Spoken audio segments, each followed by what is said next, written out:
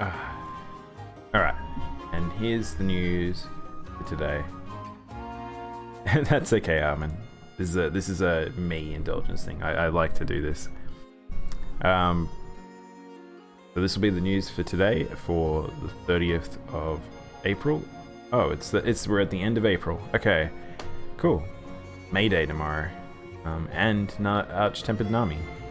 Or is that the 3rd? Something like that. Anyway, so let's jump into the news. Alright, so starting off, I'm not a big fan of WWE. I don't follow wrestling, I don't follow games and stuff like that, but the last few games have been pretty shat on because they weren't very good quality. It looks like the latest instance has been straight up cancelled. But yeah, franchise that has its server closure printed on the date manual. Yeah, it's pretty weird.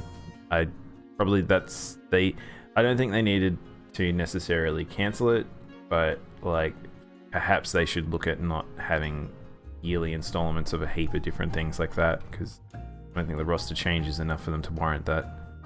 But yeah, weird news for that. This one is probably the big one. We might loop back around to that one. So Lance McDonald, if you know the Bloodborne or the Souls community, you've probably heard of this guy. He's an Australian programmer who has back-programmed a huge amount of different things, particularly for PS3, PS4 games. But he has managed to make a 60 FPS patch for the Bloodborne, which is pretty dang impressive. If you know Bloodborne, it's mostly fine game, but there's just moments sometimes where it's like it kind of isn't the greatest frame rate in particular locations. I probably wouldn't adjust my PS4 to allow this happen, but it's just a cool thing to see. Next we have Deadly Premonition 2, a game I forgot was coming out. It was sort of out of left field, Swery joining forces with Nintendo to bring the HD port or the remaster of Deadly Premonition to the Switch. But then even more weird was the fact that a second game was going to be coming out, which is now a weird cult classic because it's such a bizarre game.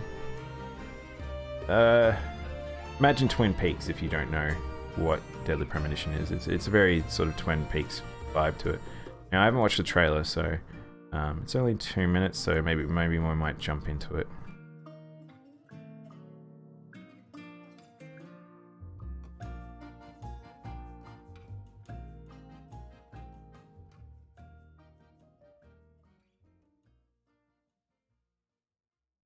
So essentially the first game was you play as a detective with a split personality. Oh, I have watched this actually, I take that back.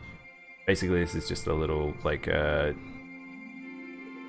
opening credits sort of thing. But yeah, you play as a detective with seemingly a split personality. He talks to himself. It's just a very bizarre world full of bizarre characters. But yeah, I don't think we need to watch all of that.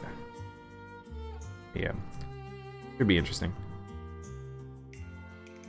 Next we have Nier Reincarnation. So lots of news has been coming out about both Niers. They've been sort of dribbling it out. I think we'll probably get a lot of that for a little while, but some of the pieces of information is quite nice to hear. So one, this girl isn't Kaine. It's not a young Kaine, which makes sense because it'd be kind of weird to have a young Kaine that's not connected to her grandmother. This is some other girl, and apparently we're going to have multiple other protagonists, which is cool. I'm super excited for that game. Who knows, they might go down the route of the mobile game that Yokotaro is working on, that has like lots of small stories. So yeah, that'd be cool. This one was kind of expected to happen with a whole heap of games. It's just sad that it happens with Monster Hunter, and a monster I actually was really keen to see. So the next update coming up, or next major update, has been delayed due to COVID.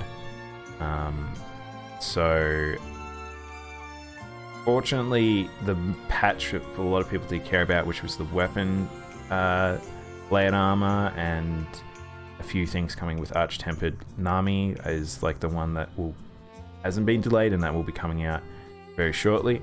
But yeah, I expect more delays, like all around the board, for content-based games or games that have ongoing content.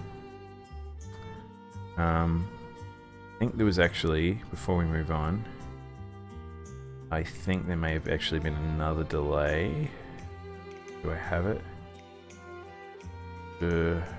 No, I believe there was also another game that also had delayed content. I don't think I grabbed it, unfortunately. No. Alright. So, next is the Stadia. So I'll lead with its big news, which was the Stadia had their press conference. Well, not the press conference. Had their direct, I guess.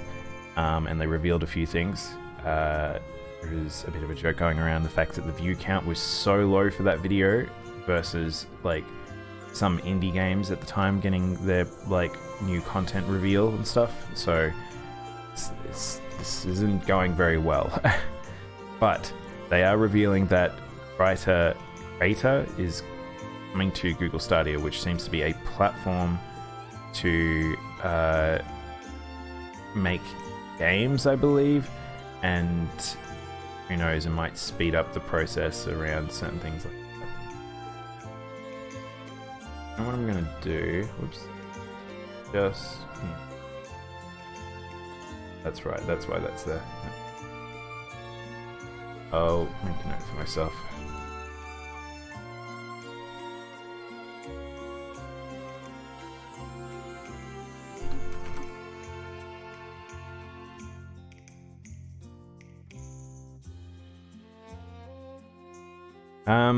So yeah, that looks like they're making a creation platform, which I don't know how the hell that works in a sense, but they kind of need that for the Stadia because they need software. Feels like this should have happened earlier, but what can you do? I don't really understand how this like company's handling a console release. It's just very odd. Further on though, they do have a game that I believe is an exclusive. It's also so it's a timed exclusive for the Stadia. So it seems to be some sort of colorful but with guns animal wave race thing. I don't know what this is. Instantly that image doesn't interest me, so but I guess at least they're getting a release exclusive. They also revealed that they're getting two games, PlayerUnknown's Battleground and also Octopath Traveler. So PlayerUnknown is sort of on a downward decline from what I am aware of, and Octopath hasn't really been looked after from Square post its release. It's sort of, that was it once it was out, so at least it's just available everywhere, I guess, but more games for the Stadia, I guess. Next up we have Indivisible launches on the Nintendo Switch without developers' knowledge. Now this is this one's a sort of an ongoing one in a weird way. So Lab Zero's new game, Indivisible, had sort of a rocky development time. It took them quite a while to get it out, and it didn't blow people away. It was fun, but it didn't blow people away. And Lab Zero used to promote their games quite heavily, and they used to be very involved and stuff, but then they started to hand over to 505 Games, their publisher, and they're the ones who did Indivisible. 505 is pretty notorious at this stage with really sort of scummy contracting and being bad at supporting the companies, and just, yeah, they're not, like, a lot of companies are trying to tap out and not be involved with 505. It's sort of a capture place at the moment.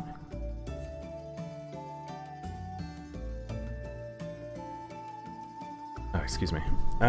So it seems like, with this in mind, the latest game, Indivisible, launched on the Switch without the team's knowledge. They completed it. They obviously it went gold for the Switch. They handed it over, but at some point they just put it out there. There was like no fanfare, no nothing. The company wasn't even made aware, which is extremely bad. This is not. Don't do this. This is super bad. Bad companies doing bad things. Not cool. So Mike Z, who is a bit notorious on the internet, he's got a bit of a mouth on him.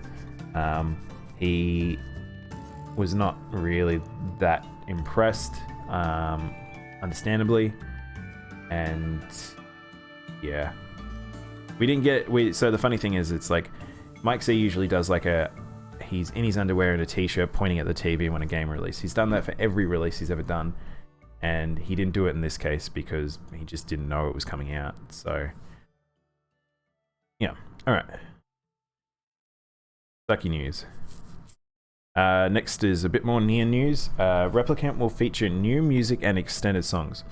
So I personally think Keiichi Okabe's soundtrack to Nier was so incredible. I think it's one of the best soundtracks ever made for video games. And we are probably going to get more, and maybe some remixes. There were like extra CDs with remixes that were made not by him. I didn't really like them when that CD came out, but this probably will be more from Keiichi because of how much he worked on the Automata soundtrack and how amazing that was. So I'm excited for that. Lots of little pieces of news related to Nier Replicant or Remaster or whatever they're going to be calling it. But yeah, I'm excited for more Nier news. I think there was actually one more article that I haven't brought up today, but we'll keep moving. Deep Rock Galactic launches on May 13th. So this is a smaller piece. This is from Coffee Stain Studio and Ghost Lab Games. Deep Rock's been in early access for a long time. It got a lot of polish, a lot of love. It sounds like people enjoy their time with it. So that's cool. I'm excited to hear that it actually gets a full release. Oh, it was only leaves early access after 2 years. I thought it had been in for longer, but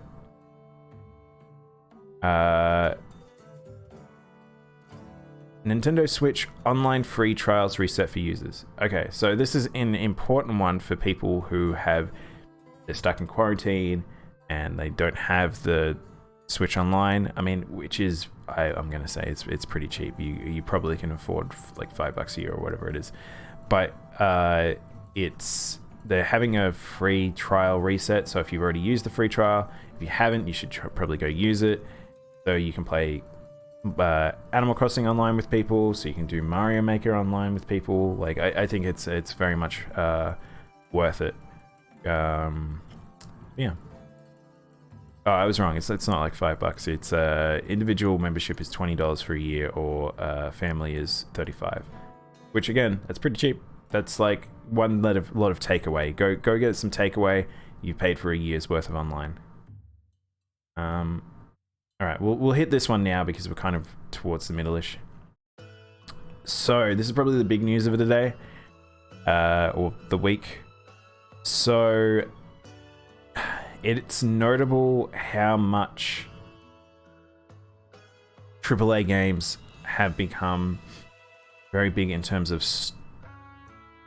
bad work ethic, in terms of for their employees, where they are having overworked staff, having staff that are just being sort of paid, possibly not paid correctly.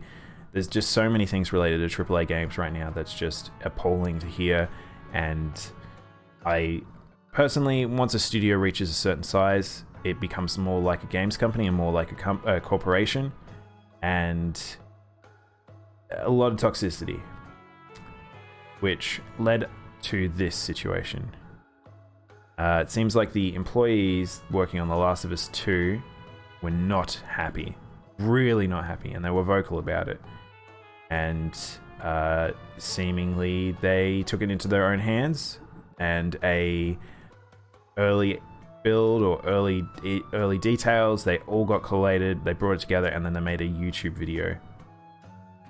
And yeah, it spoils a crap ton of the game. It's devastating for that company, because they either now need to make the choice of reworking a heap of stuff so it's not as spoiled, or just trying to sweep as much as they can under the rug. If you're a Last of Us 2 fan, kind of suck. You probably don't want to hear that your game's been spoiled and blah blah blah. But at the end of the day, the people working on the game should come first. This is not acceptable. If they feel that the act of desperation is they need to put this stuff out, something is seriously not right here. So, yeah. And then there was like a statement that came out from Naughty Dog, who is the developer of Last of Us 2, and they basically, hang on, I'll get the thing. I just didn't. There was a statement by Sony as well, but I won't. But basically, it says the last few days have been incredibly difficult. We feel the same. Okay. It's the same. It's disappointing to see the release of sharing a pre-release footage of development. Do best to avoid spoilers. We ask you to avoid spoil it for yourselves. Will be in your hands soon. No matter what you see here, the final experience will be worth it. So I don't like that, because the fact that they're not addressing any of the real case scenario of why this happened. Like, they don't want to talk about it, obviously for legal reasons, and it's just frustrating. I just really don't like hearing news like this, because it means that people are in not a good situation. Anyway, that's the big piece of today, and I won't harp on too much about it more. Alright, next we have Dungeon Defenders Awakens. I haven't watched this trailer, so there is a trailer. So Dungeon Defenders was a sort of an indie game that has a funny art style. That's sort of just a stationary tower defense. You build a base and then things attack you, and you do lots of waves of that. Pretty fun. I enjoy them. They're very RPG heavy, very upgradey, can be very chaos driven, very looty grabby. So I don't know if this is a new... Oh, I see.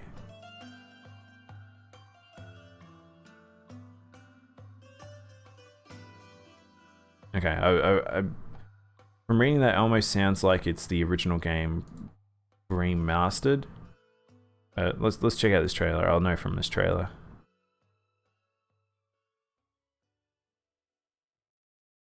As you can see, it's sort of a tower defensey sort of game.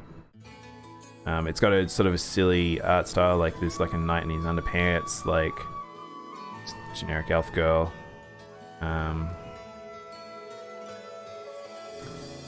Yeah, so far this does look the...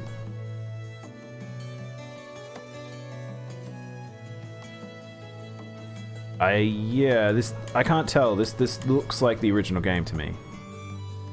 But each of the games haven't really been too different, so...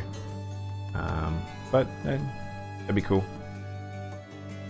Next we have Xenoblade Chronicles, just sharing some of the screenshots. I don't think I went through this last time, I can't remember. But I'm excited for this game. It was a hidden gem on the Wii.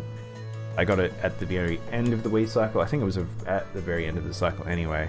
But yeah, it looks amazing. If you saw what the original game of it looks like versus this, it's just astounding. It still kind of looks like it's sort of got that old sort of look to it, but I think they've done it pretty justice. I think some of the faces are a bit different now because they're a lot more anime-esque rather than their own unique style that they used to be. But yeah, it looks good. I'm excited for it.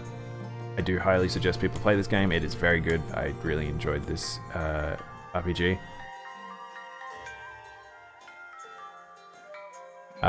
Next one is just the PlayStation Plus games for the month. It feels like they're getting worse. I know this is for particular people, but this is still weird. Farming Simulator 19 and City Skylines. City Skylines is a good game. I wouldn't want to play it on console though. And Farming Simulator, again, I don't know if you'd want to play that on console, and I still don't quite understand people who play those games. So, compared to what Microsoft are doing right now, come on PlayStation, do better. People are trapped in their homes. Give them games that they actually want to play. Sega launches new video game music brand, Sega Music. This could be just them prepping for legal stuff so they can control the IPs that have music out there on various platforms like Spotify and be able to distribute it themselves and not have as much legal stuff. Or they could actually be doing more with their musicians that have worked for Sega, because they are they have some pretty good musicians over there, and I would like to see more focus on the music again for Sega. But because it says the first release will be Sakura Wars Complete CD Collection, so yeah, it sounds like they're just doing it for distribution purposes. But that's good. It's always good to have music of your favorite games in an accessible location. Next, this is, excuse me.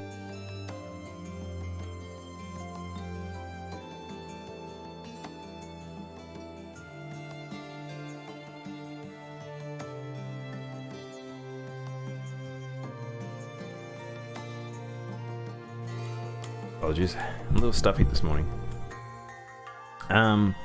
Assassin's Creed Valhalla announced. So I was told that it initially was announced via a... I don't know the name of the artist group, but they usually do paintings for things like the Marvel Universe and stuff like that. And apparently they did a live paint or a live creation of this, and they put up the video and stuff, and it revealed the game as they were painting.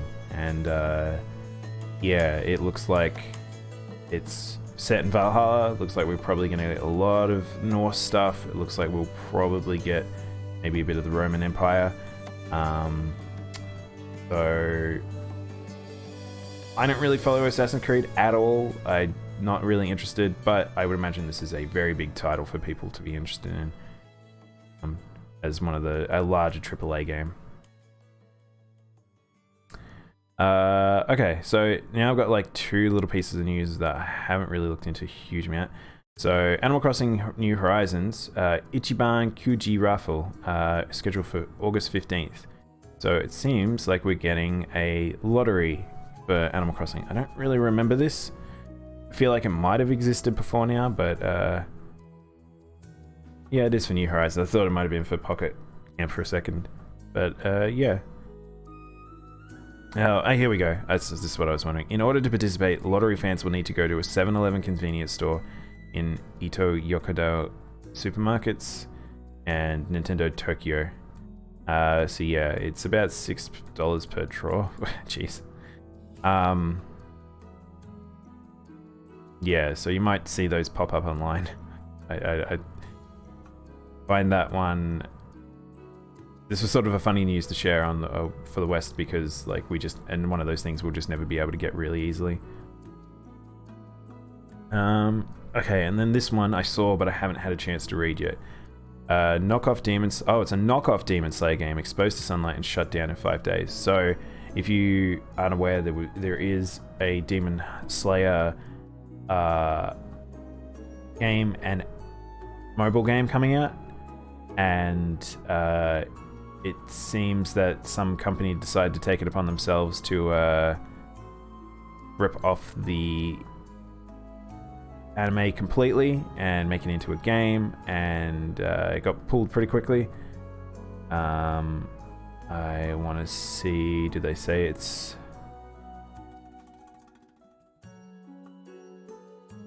The South Korean developer called 10-9. So it's like some small company that just tried to do this. But yeah, these things come about. A lot of China, a lot of Korea, unfortunately, do this stuff because there is minor legal ramifications. So it really it's up to the platforms to step in and be like, no, this is not acceptable. So yeah. All right. That is probably all the news for today. We'll probably be moving on to Final Fantasy VII now. So thanks everyone for checking in the news. We'll do more probably in the middle of the week, or probably the middle of the week now. Middle of my week, I guess, in 2 days' time. But we'll see how busy it is. Now we'll jump into 7.